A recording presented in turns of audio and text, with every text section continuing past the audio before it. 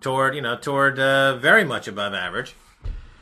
And he pulled in a lot of now this internet generation. So you have a lot of people who got involved with investing through Peter Schiff and started, and this dovetailed with the Ron Paul candidacy. Remember in the last presidential election, and Ron Paul, Peter Schiff is an advisor to Ron Paul, and Ron Paul is against the Federal Reserve, and Ron Paul has an Austrian School of Economics philosophy, and there's all that political fervor that we saw during the last election. All the people who were heavy followers of Ron Paul, they embraced Peter Schiff and Peter Schiff investment approach because it came during that presidential election. There was a lot of political undertones and overtones, and so it became politicized to some degree. And so his investment style was not only about cash-on-cash returns at the end of the year, but it became a bit of a political manifesto, if you will. That one of the reasons to invest in Schiff was not only because the dollar was going to go down and you would make money in foreign stocks, but because America itself was rotten to the core. The government was rotten. The bureaucrats are rotten. The politicians are rotten. So you're depriving the system of its blood flow, its cash. On this show, that's part of what we were talking about, more than cash-on-cash returns, because we don't really recommend stocks and bonds per se. We have talked about buying gold as a way to protect yourself against this corrupt system, and certainly the people in the UK have benefited handsomely from that call. Gold was up 40% against the British pound last year, and so that's pretty much the only call we made. We really have not made many other calls, except the fact that the dollar is a problematic currency, which it has been. But even in 2008, when the dollar rallied as it did, gold still made new highs for its 7th year in a row. So we don't have any negative numbers to point to and say, "Oops, we made a boo-boo" on this show. We have nothing but positive numbers. And I guess because Peter Schiff, his anti-dollar position was partly in gold, but heavily in things like the Australian dollar and the Australian stock exchange, Australian companies.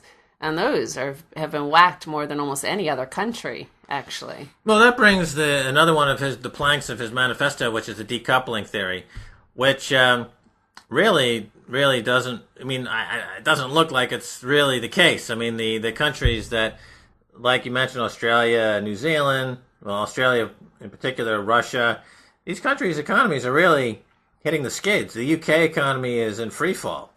And so this idea that the dollar would collapse, but these other countries with huge dollar reserves would use the dollars to stimulate a middle class and a consumer society, and they would basically divorce themselves from the U.S., that doesn't appear to have happened. Doesn't appear like it's happening. Doesn't appear like it's going to happen, really. I don't think that's in the cards, per se. So I think that part of the manifesto is not going to happen. As far as the dollar itself is a problematic currency. It is relatively strong in the last 6 to 8 months due to more technical reasons than fundamental reasons. But getting back to this whole dovetailing of political and economic, a lot of the people who follow Peter Schiff, of course, they don't invest at all. They just like the fact that he was pro-Ron Paul, pro-quote-unquote libertarian, and anti-dollar because they were anti-U.S., anti-Bush. And certainly on this show we talked about in those terms as well. I remember I've been on TV and I had advised, for example, the South Korean government to get out of their dollars as a way to protest against the military bases in South Korea. I said to Russia, get out of U.S. dollars and buy gold because you don't want U.S. dollars corrupting your system. The U.S. dollar, as I've referred to it before, is the devil's currency. And we've talked to many countries in different venues to get out of the dollar because it's the devil's currency. It's the world reserve currency that promotes the environmental holocaust or invites warmongering, fear-mongering, and so it's a nasty currency. Doesn't mean that it's going to go down. I think that these countries who still in Russia, they're getting rid of their rubles and they're buying dollars. I think that they should be buying gold and silver instead.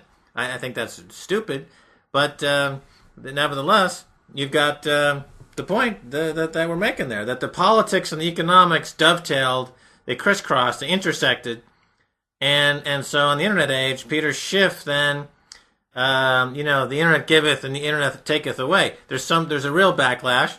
Now the mainstream media, which had to listen to Peter Schiff for 2 years, tell them how wrong they were and how stupid they were. And there's brilliant debates with him and Art Laffer, for example, where he slams Art Laffer and really exposes him as a supply side crook, Reagan fraud.